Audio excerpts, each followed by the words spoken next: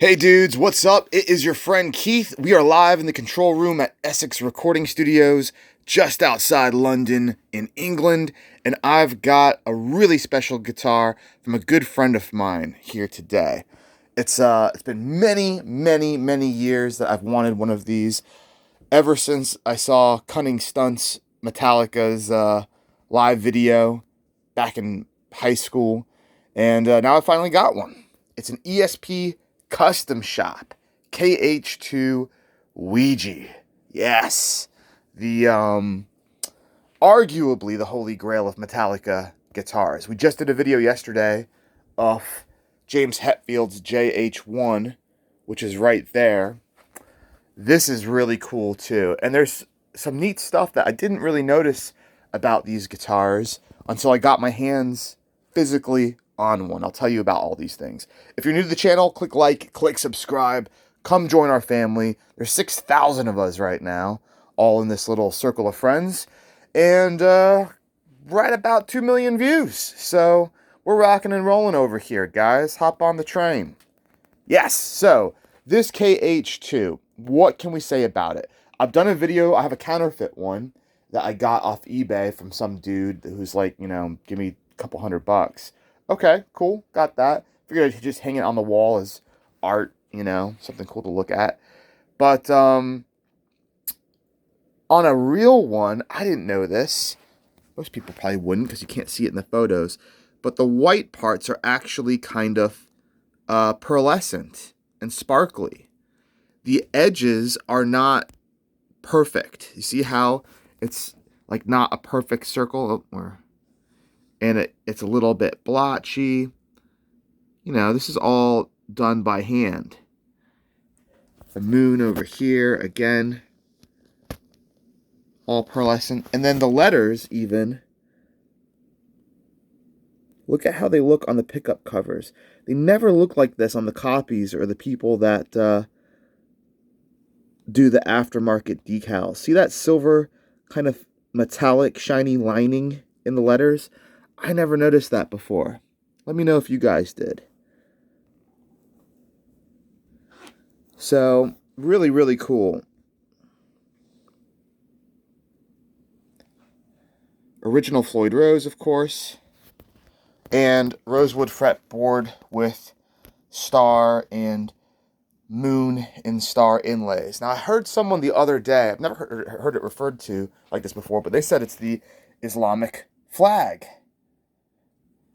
Crescent, moon, and star. I have no idea if there's any relationship to religion or not. I never really thought of it that way. Would be interesting. We'll have to ask Kirk about that. And then you've got the ESP logo with that metallic-y kind of gold lining. And then, of course, Kirk's signature. Now, what's cool about this guitar, well, I'll show you on the back. It gets even better. But it's got a few little dings in the paint and the edges. I mean, it's, I think this one's a 98, if I remember correctly. So it is, it's been played, and it's a Ouija that you don't have to feel guilty about playing. Because if I got a perfect one, nobody would be allowed to touch it. It would be like behind glass. And that's a real shame for something that is like a dream guitar that looks awesome, sounds awesome, and like you should play it. So I secretly, get a little bit giddy when I get something and there's already a few marks on it, because it's like, oh, cool, I can play it, I can let other people touch it and pick it up and handle it and not just like freak out on them if, their blue jean rivets rub up against it or something. So that's cool. Now check out the neck on the back of this. Let's get this lighting fixed here.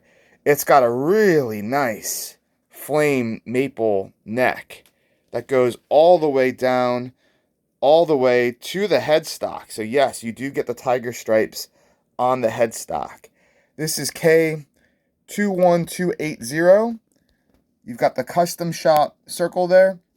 This serial number is very well documented in the register for these Ouija guitars. It's the guitar collector in Italy that runs the whole. Man, he's just got like every bit of information about these guitars. Every single one is identified. He's got what they came with originally. So for instance, this one came with a case, original case, with the metal plaque on it, which is very different from other ESP plaques, but did not come with a certificate of authenticity. Some did, some don't. I guess it just depends on what market they were sold in. This one's missing the back plastic cover. I'm sure you could get one online or from, ESP. It's got a tremolo, no bar fitted to it. That just helps for tuning stability. If you're not going to do any Dimebag Darrell stuff. And on the bottom here, you've got a chip. So it's a little bit smudgy from fingerprints. And then I've got these studio lights right over it. So it makes, it look dirtier than it really is, guys. And then, of course, with these ESPs, you always get like 2 serial numbers. You always get a neck plate serial number, 29362, and then a separate one for the Kirk Hammett, I guess, run. I don't know why they do that, and they don't do it all the time, but they do it on all of the bolt-on Kirk Hammett guitars. Yes. I didn't know they made them with these flame necks. I don't think I've had one with a neck like this before, but that makes it really special to me.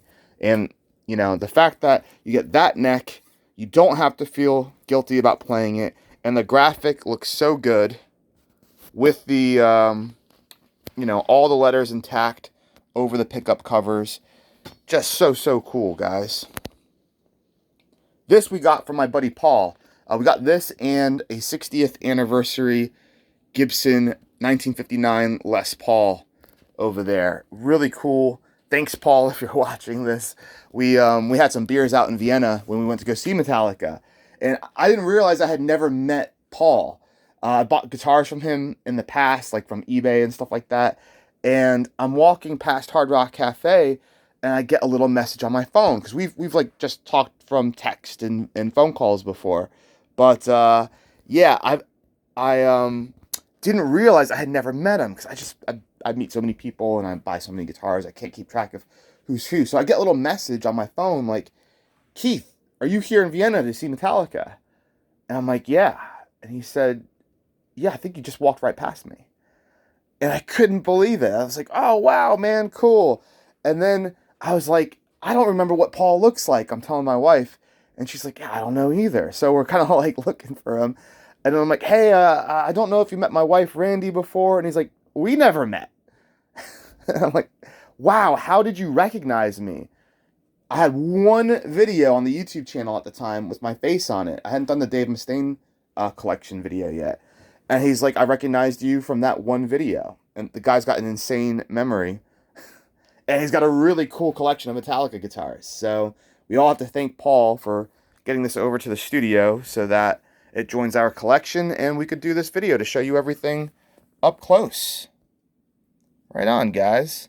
Well, I'm going to get going because I've got way more guitars to do for you. I've got a USA Dimebag camo guitar that you guys are going to love.